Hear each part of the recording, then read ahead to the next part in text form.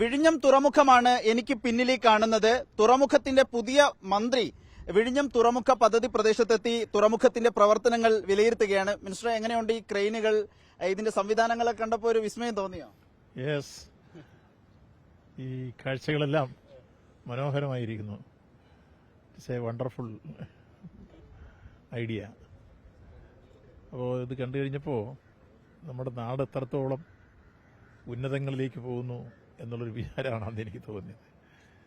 ഇന്ത്യയിൽ മറ്റൊരു സംസ്ഥാനത്തിന് ലഭിക്കാത്ത പ്രകൃതിദത്തമായ ഒരനുഗ്രഹം നമുക്ക് ലഭിച്ചതാണ് വിഴിഞ്ഞം പോർട്ട്. ഈ 10 നോട്ടിക്കൽ മൈൽ മാത്രം ദൂരെ മാത്രമുള്ള കരയിൽ നിന്നുള്ള ഒരു സൗകര്യം ഉണ്ടാകുന്നു. വിഴിഞ്ഞം പദ്ധതി അതിവേഗം ദ്രുതഗതിയിൽ അതിന്റെ നിർമ്മാണം പുരോഗമിക്കുകയാണ്. എത്രയും വേഗം കമ്മീഷൻ ചെയ്യുക എന്നുള്ളത് തന്നെയാണ് നമ്മുടെ മുന്നിലെ ലക്ഷ്യം. അതിന്റെ വേഗം മിനിസ്റ്റർ കൂട്ടുകയാണ്. നിശ്ചയമായും മുൻ മന്ത്രി ശ്രീ അഹമ്മദ് ദേവർകോവിൽ നല്ല രൂപത്തിൽ ഈ കാര്യങ്ങൾ ശ്രദ്ധിച്ചിരുന്നു. അദ്ദേഹം തുടങ്ങിവെച്ച ആ പ്രവർത്തനങ്ങൾ അനുസ്യൂതം മുന്നോട്ട് കൊണ്ടുപോവുക. അതുപോലെ ബഹുമാനപ്പെട്ട മുഖ്യമന്ത്രി ഇക്കാര്യത്തിൽ നല്ല ശ്രദ്ധ എപ്പോഴും ഉണ്ട്. അദ്ദേഹത്തിന്റെ നിർദ്ദേശങ്ങളും ഉപദേശങ്ങളും ഈ പോർട്ട് ഈ രൂപത്തിൽ ഉയർന്നു വരാൻ ഇടവന്നിട്ടുണ്ട് എന്നുള്ളത് നമുക്കറിയാം. അതുകൊണ്ട് ബഹുമാനപ്പെട്ട മുഖ്യമന്ത്രിയുടെ എല്ലാ ഉപദേശങ്ങളും നിർദ്ദേശങ്ങളും അദ്ദേഹവുമായി ആശയവിനിമയം നടത്തിയും അഹമ്മദ് ദേവർകോവിൽ തുടങ്ങിവെച്ച പ്രവർത്തനങ്ങൾ സമയബന്ധിതമായി പൂർത്തീകരിക്കാൻ വേണ്ടിയുള്ള പരിശ്രമങ്ങൾ എൻ്റെ ഭാഗത്തുനിന്നുണ്ടാവും. അതിനുവേണ്ടിയുള്ള ഒരു മീറ്റിംഗാണ് ഞങ്ങൾ ഇന്ന് കൂടിയത്.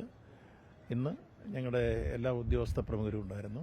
ഇവിടെ പോർട്ടിൻ്റെ MD ഉണ്ടായിരുന്നു, അതുപോലെ പോർട്ടിൻ്റെ സെക്രട്ടറി ഉണ്ടായിരുന്നു, പോർട്ടിൻ്റെ ഏറ്റവും അദാനിയായി ബന്ധപ്പെട്ട ഉദ്യോഗസ്ഥ പ്രമുഖരാണ് അദ്ദേഹം.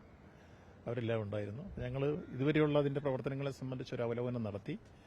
തുടർന്ന് സമയബന്ധിതമായി നടക്കേണ്ടത് സംബന്ധിച്ച് എന്തൊക്കെ വിഷയമാണ് ഇപ്പോൾ ഫേസ് ചെയ്യുന്നുള്ള കാര്യം ചർച്ച ചെയ്തു. സർക്കാരിനെ സംബന്ധിച്ചിടത്തോളം സാമ്പത്തിക പ്രതിസന്ധിയുണ്ട് എന്ന് മുഖ്യമന്ത്രി തന്നെ സമ്മതിക്കുന്നുണ്ട്.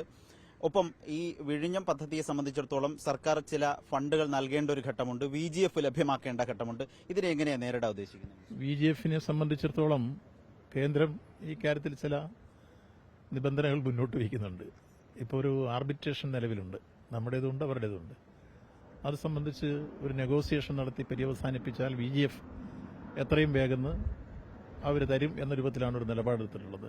എന്തായിരുന്നാലും അടിയന്തരമായി ആ പ്രശ്നം പരിഹരിക്കാൻ ആവശ്യമായ ശ്രമം ബഹുമാനപ്പെട്ട മുഖ്യമന്ത്രിയായി ആലോചിച്ച് നടപ്പാക്കും.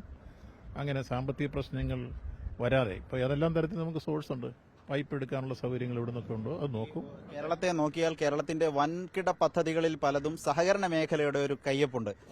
ഈ സഹകരണ മേഖലയെ കൂടി ഉപയോഗപ്പെടുത്തിക്കൊണ്ട് ആവശ്യമായ ഫണ്ട് ലഭ്യമാക്കാൻ കഴിയുമെന്ന് പ്രതീക്ഷയുണ്ടല്ലോ. അല്ല, ഇക്കാര്യത്തിൽ നിങ്ങൾ ആദ്യം പറഞ്ഞ വാചകം അർത്ഥപൂർണമാണ്. നമ്മുടെ ഇപ്പോൾ കേരളത്തിലെ ഏറ്റവും നല്ല പബ്ലിക് പ്രൈവറ്റ് പാർട്ടിസിപ്പേഷനാണ് സിയാൽ.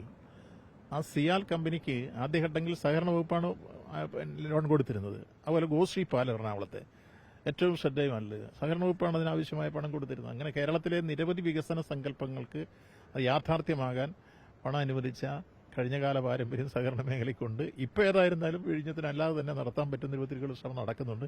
ഇനി ആവശ്യമായി വന്നാൽ ഈ കാര്യത്തിൽ ഒരു മടിയില്ല. 2.5 ലക്ഷം കോടി രൂപ നിക്ഷേപമുള്ള മേഖലയാണ് സഹകരണ രംഗം. പരസ്പരം ഇത് ബന്ധപ്പെടുത്തി ഈ പോർട്ട് ഏതായിരുന്നാലും ഈ നാടിന്റെ അഭിമാനവും വികസനത്തിന്റെ. അത് കേട്ടപ്പോ അദാനി ഗ്രൂപ്പ് അധികൃതർക്ക് മലയാളം മനസ്സിലായില്ലെങ്കിലും ഒരു സന്തോഷം, MD ഒക്കെ ഒരു സന്തോഷം. ഇത് ഫണ്ട് ഹീരോ മലയാളം കുറച്ച്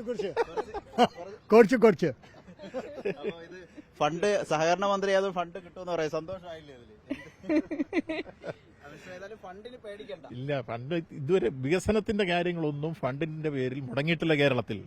നിങ്ങൾ ആലോചിച്ച് നോക്കൂ, ഇവിടെ നടന്ന വികസനമൊക്കെ എടുക്കും. ഇപ്പം മലയോര ഹൈവേയും തീരദേശ ഹൈവേയും മറ്റേതെങ്കിലും ഇന്ത്യയിൽ ഒരു സ്റ്റേറ്റ് 25% അതിന്റെ വീതം കൊടുത്തിട്ടുണ്ടോ? നമ്മൾ 5800 കോടി രൂപ കൊടുത്താണ് ഇപ്പൊ ഹൈവേ പൂർത്തീകരിക്കുന്നത്. ഫണ്ടിന്റെ കാര്യത്തിൽ അനുബന്ധ നിർമ്മാണങ്ങൾ പലതും വൈകി കിടക്കുന്നുണ്ട്. മിനിസ്റ്റർക്ക് തന്നെ മനസ്സിലായിട്ടുണ്ടാവും ഇതിനോടൊക്കെ വന്നപ്പോൾ. റോഡിന്റെ കാര്യം നമ്മൾ എടുക്കുമെന്ന് പറഞ്ഞു, റെയിൽ കണക്ടിവിറ്റി, ഇതിനൊക്കെ അടിയന്തര സ്വഭാവത്തിലുള്ള നടപടികളുണ്ട്. നിശ്ചയമായും അടിയന്തര സ്വഭാവത്തിലുള്ള നടപടി സ്വീകരിച്ചുകൊണ്ടാണല്ലോ ഒരു ലാൻഡ് അക്വിസിഷൻ നടക്കണമെങ്കിൽ അതിനാദ്യമായി ബന്ധപ്പെട്ട കക്ഷികൾക്ക് ഓരോ സർവേ നമ്പറും എടുത്ത് നോട്ടീസ് കൊടുക്കണം. സർവേ സർവേ ചെയ്തു, അതിനുശേഷം 4-1 നോട്ടിഫിക്കേഷൻ, 6-1 നോട്ടിഫിക്കേഷൻ, ഇതൊക്കെ വേണം. ആ വേണ്ട എല്ലാ നടപടിക്രമങ്ങളും യുദ്ധകാലാടിസ്ഥാനത്തിൽ ഇപ്പോൾ പൂർത്തീകരിച്ചിരിക്കുന്നു. അപ്പോൾ നിങ്ങൾ ഇതെടുക്കാൻ ഒരുപാട് സമയമെടുക്കുമെന്ന് ഇനി പറയേണ്ടതില്ല.